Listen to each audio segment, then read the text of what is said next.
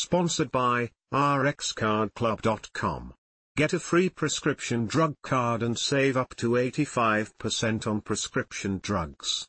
rxcardclub.com. Colleagues remember Woody Woodrum, WV Metronews, Huntington, West Virginia. Those who knew late Marshall broadcaster Woody Woodrum said there are few who were greater ambassadors for the university. You would be very hard-pressed to find somebody anywhere who spent more time thinking about and talking about this school than Woody, said Thundering Herd play-by-play voice Steve Cotton. Woodrum died Saturday morning in his sleep.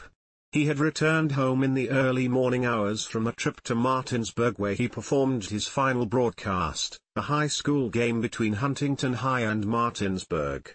The news of his death was first reported on the pre-game show where he normally was a fixture amid the build-up to Marshall's matchup with Virginia Tech. He was one of those guys who was so lively, gregarious and outgoing, and everywhere you were with him, you had that giant laugh.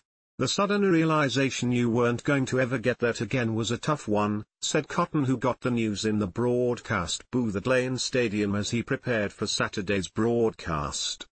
Woodrum excelled in 2 careers at Marshall. He arrived on campus at age 18 after growing up and going to high school in Winfield.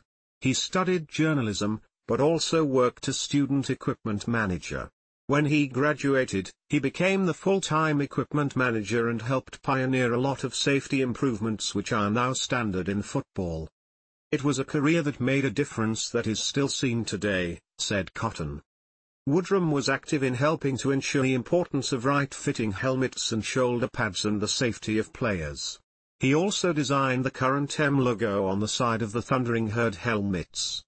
He left the equipment room when physical health became a limiting factor, but it spawned his second equally successful career as a broadcaster on the Thundering Herd Sports Network. Over the years he worked in a variety of roles in broadcasting Marshall games. He worked with many sports and often served as the PA announcer. He wrote for Marshall Athletic Department publications and did broadcast work for Kindred Communications. It was here he became the longtime voice of Huntington High School athletics. Woodrum had recently been celebrated for his 50th year in association with Marshall Athletics. He died at age 68.